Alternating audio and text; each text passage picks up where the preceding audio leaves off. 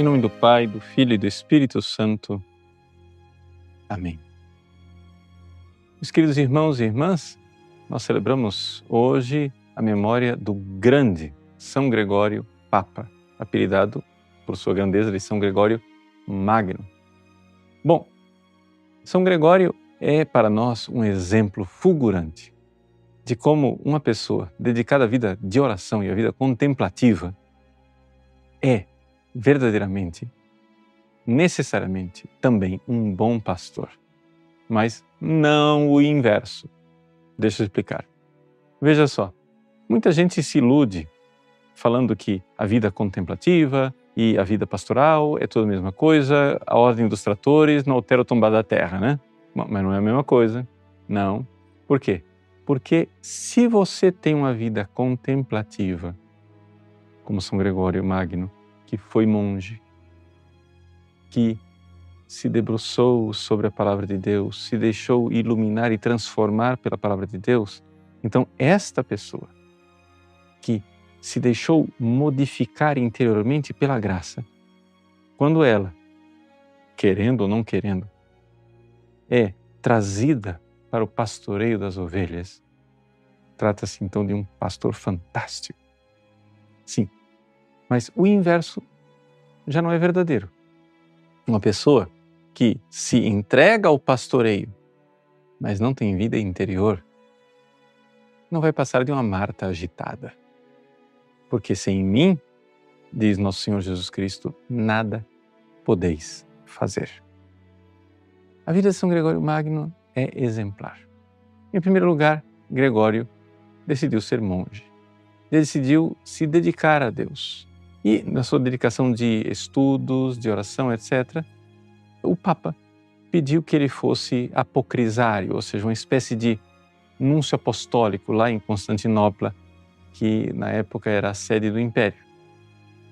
Ele, então, como embaixador lá em Constantinopla, teve tempo para ler os escritos antigos, meditar, conhecer profundamente, saber verdadeiramente a palavra de Deus, e ali ele foi sendo transformado espiritualmente.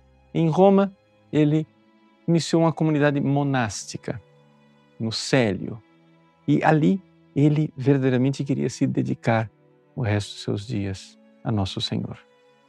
Mas as necessidades da cidade de Roma, que estava sendo dizimada, seja de fora para dentro como de dentro para fora, as necessidades levaram Gregório ao pastoreio. Ou seja, Roma era uma cidade invadida pelos bárbaros, de fora para dentro. Era uma cidade dizimada pela peste, de dentro para fora.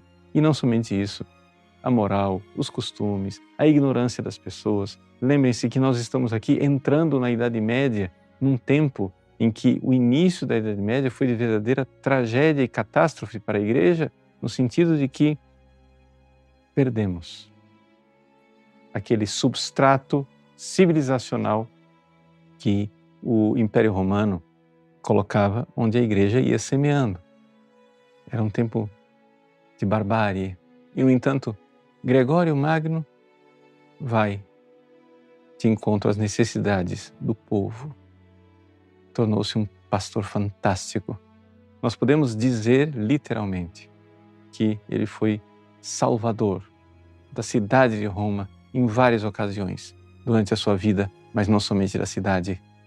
Foi salvador de muitas pessoas, muitas almas naquela cidade de Roma, e no mundo inteiro, principalmente com os seus escritos, como um grande mestre espiritual, seus comentários às Sagradas Escrituras, ao livro de Jó, que ficou tão famoso, a sua regra pastoral, que foi um luzeiro para toda a Idade Média e ainda é hoje. Gregório Magno é um farol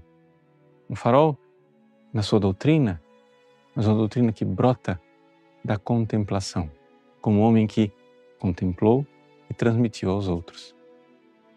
Como bons e santos contemplativos se tornam bons e santos pastores, é o segredo de todos os santos pastores. Agora, nós, que nos achamos mais sábios e melhores do que eles, queremos fazer o inverso. Queremos ser primeiro Martas agitadas e achamos que com isso vamos salvar muita gente.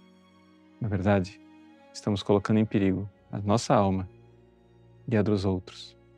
Que São Gregório Magno nos ilumine e reze por nós no céu. Deus abençoe. Em nome do Pai, e do Filho e do Espírito Santo.